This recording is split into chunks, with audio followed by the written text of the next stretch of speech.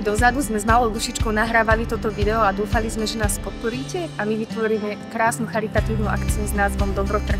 Podarilo sa.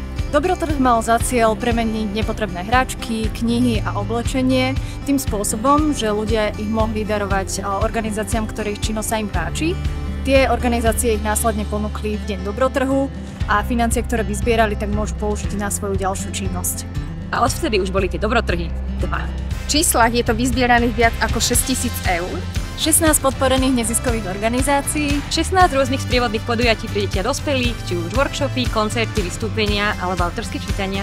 Veľa inšpiratívnych rozhovorov s jednotlivými organizáciami, z ktorej sme predstavili našim návštevníkom ich činnosť. Predalo sa kopec vecí, ktoré boli pre jedných už nepotrebné a zároveň získali novú šancu na život u niekoho, kto ich teraz bude ďalej využívať. A Dobrotrh na mestskej tržnici v Nitre priniesol aj veľa úsmevov detí a spokojných návštevníkov. A že si to nevymýšľame. Máme to čierne na bielom od návštevníkov Dobrotrhu. Napríklad, ste super, krásny nápad, pokračujte. Som veľmi rada, že došlo k takejto iniciatíve. Veľmi sa mi nápad páči. Celkovo tam bola skvelá atmosféra, ktorú vytvárali skvelí ľudia.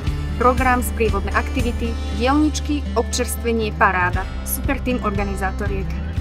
Ďakujeme za krásnu akciu a plnohodnotne prežitú nedeľu. Veľmi vám držíme palce a želáme, aby sa Dobrotrh konal aspoň 150 krát. No a to si želáme aj my, teda aspoň ten tretí. Takže či už ste na Dobrotrhu boli ako návštevníci, alebo by ste ho chceli vidieť aspoň ten tretí krát, podporte nás v klube darcov. Ďakujeme. Ďakujeme. Ďakujeme.